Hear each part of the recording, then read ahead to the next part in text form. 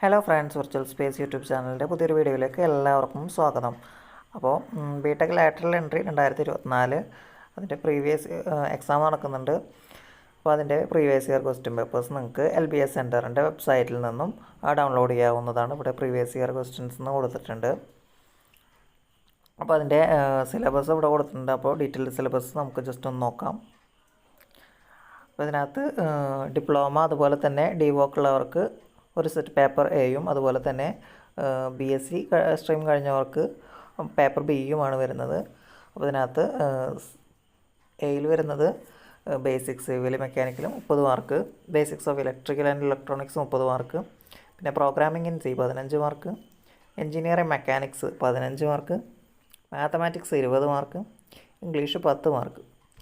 ഇനി BSc stream കാൻഡിഡേറ്റ്സിന് വരുന്നത് mathematics 40 mark, physics 30 mark, chemistry 20 mark, പ്രോഗ്രാമിങ്ങിന് C 15 മാർക്ക്, ഇംഗ്ലീഷ് 15 മാർക്ക്. ഇനി കാൻഡിഡേറ്റ്സിനുള്ള മാർക്ക് എങ്ങനെ വരുന്നതെന്നൊക്കെ കൊടുത്തിട്ടുണ്ട്. അപ്പോൾ ഇതിനകത്ത് കറക്റ്റ് ആൻസറിന് 1 മാർക്കാണ്, നെഗറ്റീവ് മാർക്കിംഗ് ഉണ്ടാവില്ല. അപ്പോൾ ഒന്നിലധികം ബബിൾ ചെയ്തിട്ടുണ്ടെങ്കിൽ അത് റോങ് ആൻസറായിട്ട് കൺസിഡർ ചെയ്യാമെന്ന് പറയുന്നുണ്ട്. അതുപോലെ erasing, over writing, partial marking ഒക്കെ എന്താണ് റോങ് ആൻസറായിട്ടാണ് കൺസിഡർ ചെയ്യുള്ളൂ എന്ന് പറയുന്നുണ്ട്. അതുപോലെയാണ് എഴുതാത്ത ക്വസ്റ്റിന് മാർക്ക് കിട്ടില്ല. അതുപോലെ ഒറ്റ ക്വസ്റ്റിന് ആൻസർ ചെയ്യാത്ത ആളുകൾ തന്നെ എന്താണ് കാൻഡിഡേച്ചർ ക്യാൻസൽ ചെയ്ത് കളയെന്ന് പറയുന്നുണ്ട്.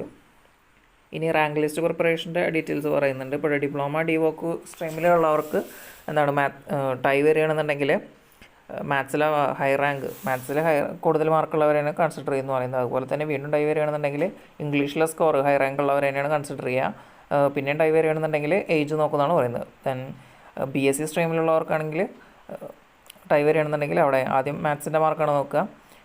വീണ്ടും ടൈ വരികയാണെന്നുണ്ടെങ്കിൽ ഫിസിക്സിലെ മാർക്ക് നോക്കും. അതിനകത്ത് ഹൈ റാങ്ക് ഉള്ളവരെ കൺസിഡർ ചെയ്യും. ദെൻ വീണ്ടും വരികയാണെന്നുണ്ടെങ്കിൽ ഈ ഒരു വീഡിയോ ഇൻഫോർമേറ്റീവ് ആയെന്ന് കരുതുന്നു. ഇത്രയും ഇൻഫോർമേറ്റീവ് ആയിട്ടുള്ള വീഡിയോസ് ലഭിക്കുന്നതിന് വേണ്ടി ചാനൽ സബ്സ്ക്രൈബ് ചെയ്യുക. അതുപോലെ തന്നെ നിങ്ങളുടെ കൂടുതൽ സുഹൃത്തുക്കളിലേക്ക് വീഡിയോ ഷെയർ ചെയ്ത് കൊടുക്കുക. Thanks for watching.